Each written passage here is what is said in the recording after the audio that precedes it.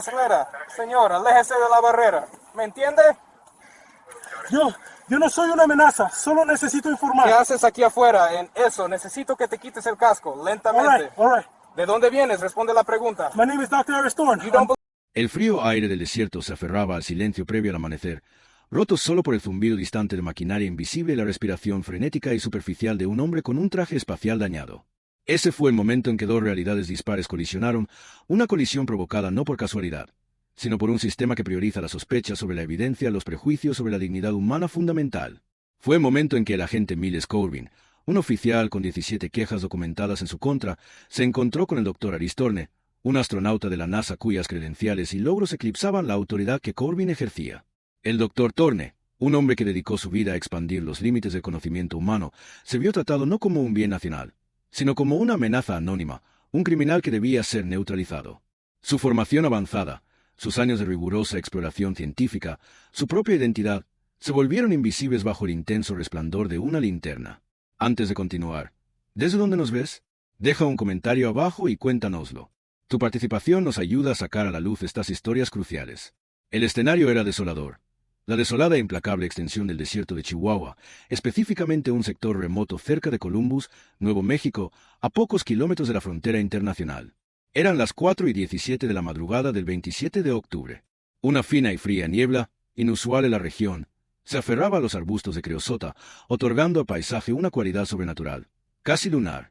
El cielo, de un púrpura amoratado, apenas comenzaba a ceder ante los primeros destellos del amanecer. El aire, típicamente seco y quieto, traía un ligero olor metálico, un susurro de algo extraño que recientemente había perturbado su antigua calma.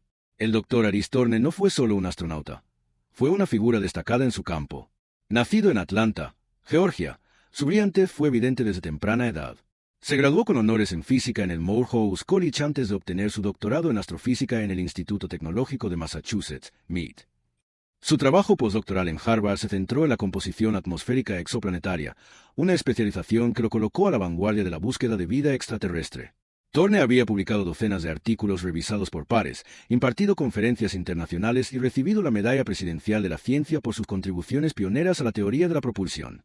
Era veterano de 2 misiones del transbordador espacial y había pasado casi 300 días a bordo de la Estación Espacial Internacional al mando de su laboratorio orbital. Su selección para el proyecto Orión, una misión de exploración del espacio profundo altamente clasificada, fue un testimonio de su experiencia sin igual, su calma bajo presión y su dedicación inquebrantable. El Dr. Thorne se había ganado su posición entre las estrellas, y su regreso a la Tierra, aunque no programado y caótico, debería haber sido recibido con reconocimiento y alivio inmediatos. Sin embargo, el agente Miles Corbin operaba en una órbita completamente distinta. Estacionado en la estación La Patrulla Fronteriza de Columbus, Corbin era una figura familiar, y a menudo temida, en la comunidad local. Su expediente personal, que posteriormente se hizo público gracias a la demanda resultante, presentaba un retrato inquietante de una carrera marcada por una creciente agresividad y un constante desprecio por los protocolos establecidos. A lo largo de sus 8 años en la agencia, Corbin había acumulado la asombrosa cifra de 17 quejas formales. 17. No se trataba de infracciones menores. Los registros de asuntos internos muestran que, en 2018, Corbin fue citado por uso excesivo de la fuerza durante una detención rutinaria de un vehículo que involucraba a una familia migrante cerca de Deming. Testigos informaron que había sacado a la fuerza a una madre de su auto, torciéndole el brazo a la espalda, a pesar de su inmediata obediencia y del llanto aterrorizado de sus hijos. El incidente resultó en una fractura de muñeca para la mujer y una reprimenda formal para Corbin, aunque no en una suspensión. Posteriormente, en 2020, enfrentó acusaciones de discriminación racial por parte de un destacado ganadero local, el señor Eduardo Ramírez, cuyo vehículo fue sometido a un registro intrusivo de 1 hora sin causa probable, simplemente por encajar en el perfil de los narcotraficantes. Ramírez, ciudadano estadounidense de tercera generación, finalmente presentó una demanda civil que se resolvió extrajudicialmente. Un incidente más grave ocurrió a finales de 2021, cuando el incumplimiento por parte de Corbin de los procedimientos de desescalada en una situación de alto estrés provocó directamente la lesión grave de un sospechoso. Durante un intento de aprehensión de un individuo sospechoso de cruzar la frontera ilegalmente, Corbin ignoró los protocolos de comunicación establecidos y se abalanzó sobre el sospechoso, lo que provocó una caída que le provocó una lesión en la columna vertebral.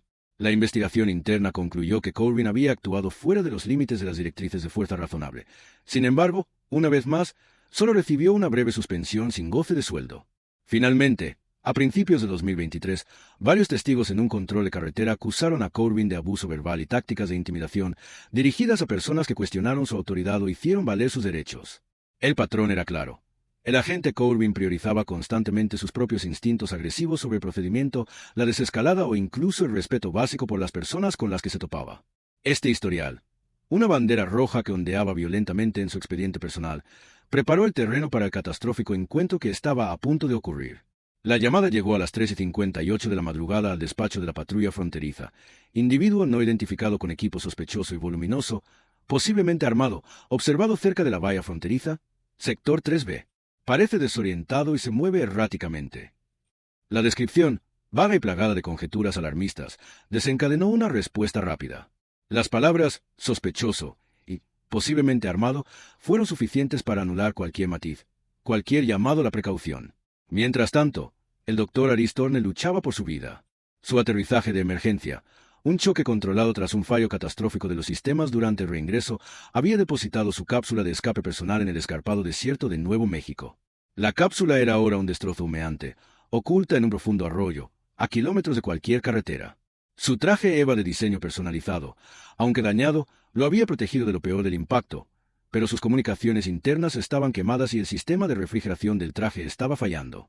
Desorientado, con la cabeza zumbando por el impacto, el doctor Thorne intentaba activar una baliza de emergencia, un pequeño dispositivo portátil que había logrado recuperar el cinturón de herramientas de su traje.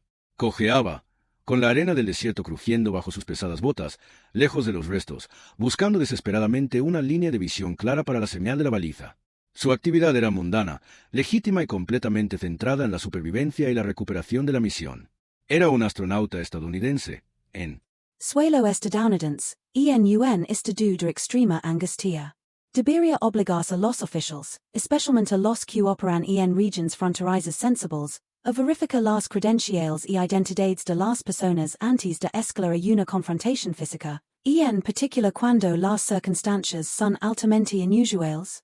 El agente Miles Corbin, respondiendo al despacho, divisó la extraña y corpulenta silueta recortada contra el amenaza. Su mente, preparada por el informe de equipo sospechoso, pensó de inmediato en el peor de los casos. Frenó su patrulla en seco, levantando una nube de polvo a su alrededor, y salió con el arma desenfundada, mientras él de su linterna táctica atravesaba la tenue luz. Manos. Dejame ver tus manos. Al suelo. La voz de Corbin, amplificada por el silencio del desierto, era un ladrido áspero. El Dr. Thorne, sobresaltado, dejó caer la baliza. Levantó las manos enguantadas lentamente, la visera de su casco le ocultaba el rostro, pero no su desconcierto. A través del comunicado donado de su casco, intento hablar, con la voz entrecortada y distorsionada. Soy el Dr. Aris Thorne. NASA, aterrizaje de emergencia. Corbin, sin embargo, no escuchaba. Sus ojos estaban fijos en el traje, desconocido y voluminoso, la extraña visera reflectante y las tenues marcas de quemaduras. NASA. Claro. Cualquiera puede fingir eso. Baja al suelo ahora mismo. No me hagas volver a pregunta. Thorne lo intento de nuevo, con la voz tensa. Mi cápsula, Seristrello. Proyecto Orion. Necesito contactar con el control de la misión. Señalo vagamente el arroyo oculto, luego intento señalar la prominente insignia de la NASA en su pecho y hombro. Los parches oficiales, claramente visibles incluso en la penumbra, estaban diseñados para un reconocimiento instantáneo. Dij manos al suelo, gritó Corbin, avanzando rápidamente, con el arma aún apuntando. ¿Crees que soy estúpido? ¿Que en el traje? ¿Que levas? Ignoro la insignia, las súplicas desesperadas, la absoluta improbabilidad de que alguien falsificara un traje espacial completo y donado en medio del desierto de Nuevo México. Sus ideas preconcebidas se habían arraigado. Esta es una misión clasificada. Soy ciudadano estadounidense, tienes que retirat, logró decir Thorne, sus palabras en una súplica desesperada de comprensión. Corbin se burló, dando otro paso agresivo. Clasificado. Estás invadiendo terreno federal, disfrazado. Vienes conmigo. Enfundó su arma, pero se movió con una rapidez depredadora, agarrando el brazo de thorn. A pesa del volumen del traje, el agar de Corbin fue brutal, retorciendo el brazo de thorn tras su espalda. El astronauta, aun aturdido y herido por el impacto, grito de dolor al verse obligado a arrodillarse en el polvo. La baliza de socorro, ahora olvidada, continuó emitiendo su débil señal inaudible. Sin embargo, la conmoción no pasó del todo desapercibida. Un ganadero local, el Sister Mateo Sánchez, que revisaba sus cercas antes de la amenaza, presenció la agresiva aproximación. Su celular, que estaba grabando, captó el escalofriante intercambio. Simultáneamente, un dron operado por una empresa de seguridad privada, contratada por un centro de investigación cercano, también grabó el incidente desde una posición estratégica más alta. Su imagen térmica mostraba claramente la señal térmica de la cápsula de escape dañada en el arroyo y la figura forcejeando en el suelo.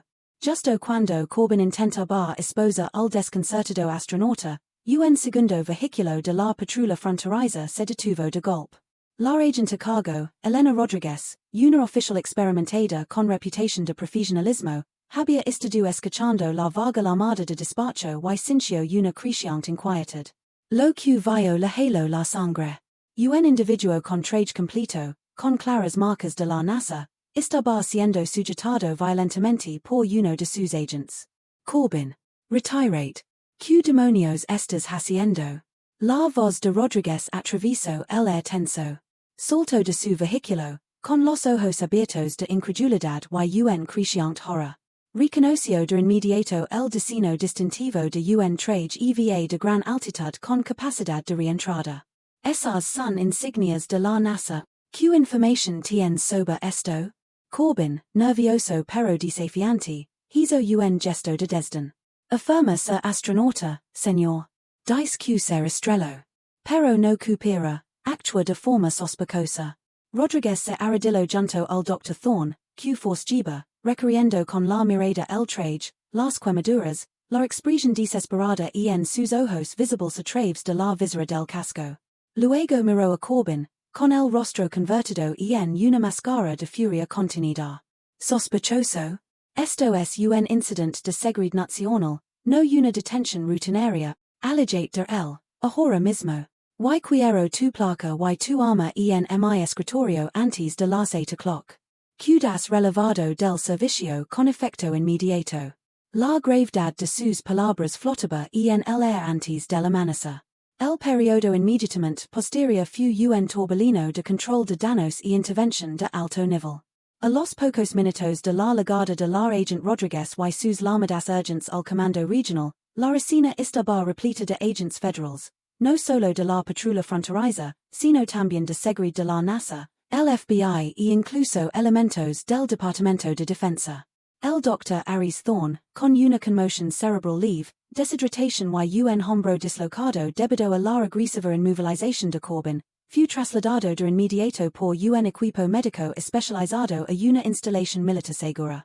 Su identidad fue confirmada sin lugar a dudas, y comenzó a desentrañar el verdadero alcance de un incidente de seguridad nacional, relacionado con una misión espacial clasificada. Sin embargo, el incidente en sí se negó a permanecer dentro de los pasillos clasificados de las agencias federales.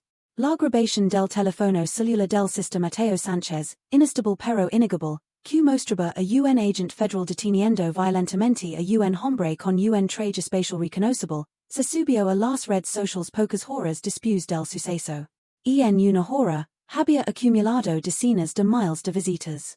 Para el mediodía, después de que los medios de comunicación recogieren la historia y las imágenes del dron de la empresa de seguridad privada se filtraran anónimamente, la etiqueta #astronauta detained, astronauta detenido, era tendencia mundial. El video se volvió viral, acumulando más de 50 millones de visitas en diversas plataformas en 24 horas. La imagen del Dr. Thorne, un símbolo del logro científico estadounidense, siendo maltratado por un agente de la Patrulla Fronteriza, se convirtió en una dura acusación de autoridad descontrolada y sesgo sistémico. Deberían los agentes que demuestran un patrón claro de uso excesivo de la fuerza, discriminación racial o incumplimento del protocolo enfrentarse a un despido automático, en lugar de repetidas reprimendas o suspensions? Las respuestas institucionales fueron rápidas y severas. El Departamento de Justicia, la NASA y el Departamento de Estado iniciaron de inmediato una investigación conjunta. El Dr. Thorne, una vez que recibió el alta médica, notado en presenta una demanda exhaustiva contra el agente Miles Corbin, la agencia de aduanas y protección fronteriza de EU. Y el Departamento de Seguridad Nacional. Sus acusaciones fueron extensas: privación ilegal de la libertad, agresión con lesiones, violaciones de los derechos civiles amparadas por la cuarta enmienda y grave angustia emocional.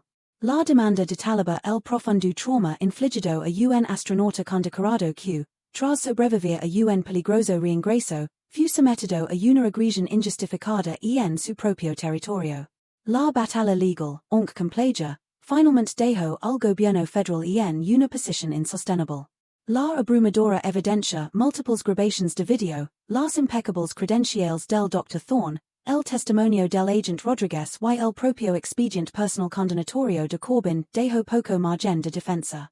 En un esfuerzo por mitigar la indignación pública y evitar un juicio prolongado y vergonzoso que expondría problemas sistémicos más profundos, el gobierno optó por un acuerdo. El acuerdo, finalizado tras intensas negociaciones, ascendió a una cifra sin precedentes de $6 millones.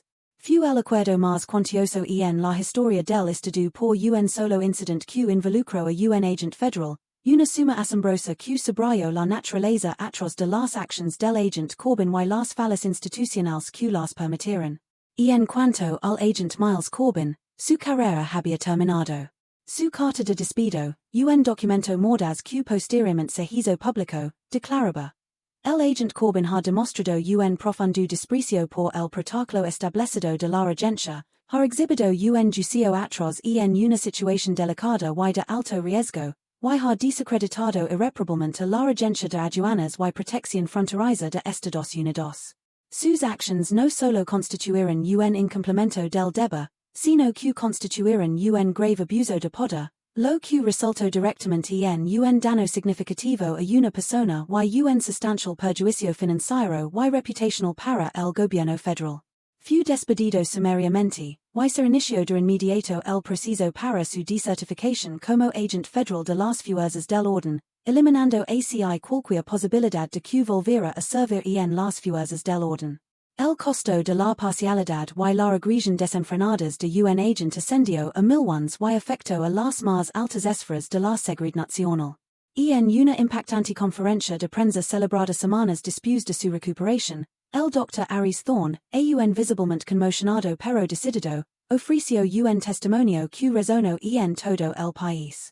Me he enfrentado al vacío del espacio, al crisol argent del reingreso y el aislamiento de las misiones en el espacio profundo, comenzó con voz serena pero firme. Me he entrenado para todas las emergencias imaginables, para cada fallo técnico. Pero nada en mi extenso entrenamiento me preparó para ser tratado como un criminal en mi propio planeta, por mi propio gobierno, simplemente por levar un traje desconocido y estar desorientado. Si esto me puede pasar a mí, un astronauta condecorado de la NASA, un hombre negro con un traje de la NASA verificable, con credenciales irrefutables, que esperanza tiene un migrante indocumentado, o una persona de color sin mis privilegios en mi plataforma, cuando se encuentra con un oficial predispuesto a la sospecha y la agresión. Sus palabras fueron directos al grano, transformando un incidente singular en una cruda denuncia de injusticia sistémica. No fue un simple malentendido, continuó. Fue un fallo de entrenamiento, un fallo de supervisión y, en última instancia, un fallo de empatia. Fue una demostración de cómo un sesgo profundamente arraigado puede invalidar pruebas abrumadoras, incluso cuando está en juego la seguridad nacional. Mi traje, mi insignia, mi propia identidad, fueron descartados como falsos porque no encajaban en la narrativa preconcebida de lo que es una amenaza. Debería un incidente de esta magnitud, que expone fallas tan profundas de criterio y sesgos sistémicos dentro de una agencia federal, desencadena automáticamente una investigación federal exhaustiva sobre la capacitación, la supervisión y la cultura interna de la agencia. Las conclusiones internas del departamento, publicadas finalmente bajo intensa presión pública, confirmaron la crítica más amplia del Dr. Thorne. La investigación reveló una alarmante serie de fallos sistémicos en el sector de la patrulla fronteriza. Se citó la capacitación inadecuada en técnicas de desescalada, especialmente en situaciones inusuales o ambiguas.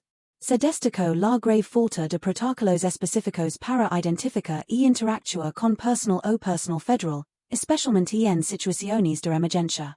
Fundamentalmente, el informe reconoció el problema generalizado del sesgo implícito en la capacitación de los agentes y los procedimientos operativos, señalando que la suposición predeterminada a menudo se inclinaba hacia la criminalidad, especialmente en el caso de personas percibidas como forasteros o aquellas cuya apariencia se desviaba de las normas establecidas. El informe también expuso una cultura de supervisión insuficiente para agentes con múltiples quejas, lo que permite que oficiales problemáticos como Miles Corbin continuaran operando sin medidas correctivas significativas.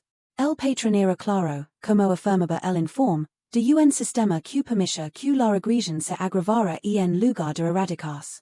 En respuesta al escándalo y los contundentes hallazgos internos, la Oficina de Aduanas y Protección Fronteriza de EU anunció una serie de reformas radicales. Estas incluirán programas obligatorios y reforzados de reentrenamiento para todos los agentes, enfocados en la desescalada, el reconocimiento de sesgos implícitos y la competencia cultural. Se implementaron de inmediato nuevos y estrictos protocolos para la identificación y verificación del personal y los activos federales, incluyendo líneas de comunicación directa con otras agencias como la NASA y el Departamento de Defensa para una verificación rápida.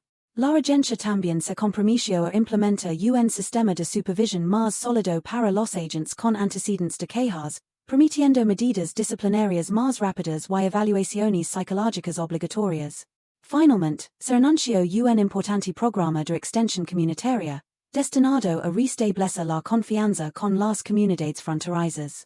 El caso del Dr. Aries Thorne y el agente Miles Corbin es más que un incidente aislado, es una profunda parábola de injusticia sistémica. Ilustra crudamente cómo los prejuicios profundamente arraigados, si no se controlan ni abordan dentro de un marco institucional, pueden invalidar por completo la evidencia objetiva, incluso cuando esta es tan innegable como un traje espacial de la NASA o tan crucial como un activo de seguridad nacional. El sistema, diseñado para proteger la frontera, se convirtió en un sistema de sospecha y agresión, transformando a un hero en sospechoso.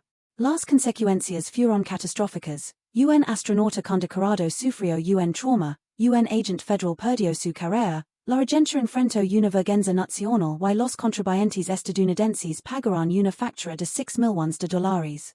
La confianza entre las fuerzas del orden y el público, y de por sí frágil, se vio aún más erosionada. El desafío ahora no se limita a lo sucedido, sino a los cambios. ¿Serán estas reformas superficiales o realmente penetrarán la arraigada cultura de sospecha y agresión? ¿Se institucionalizarán las lecciones aprendidas de este era multimilenario o se desvanecerán a medida que la memoria pública se desvanece? ¿Deberían las agencias federales implementar una política de tolerancia cero para los agentes con denuncias reiteradas y documentadas de parcialidad, uso excesivo de la fuerza o incumplimiento del deber, lo que conllevaría una revisión automática para su despido? Su opinión es crucial. Esta historia es un duro recordatorio de que la lucha por la rendición de cuentas, la justicia y un sistema que verdaderamente sirva y proteja a todos sus ciudadanos nunca termina. No detendremos nuestra investigación sobre estas fallas sistémicas. Suscríbete a nuestro canal, comparte este video con tus conocidos y unite a la conversación en los comentarios. Tu voz es poderosa. Se trata de todos nosotros.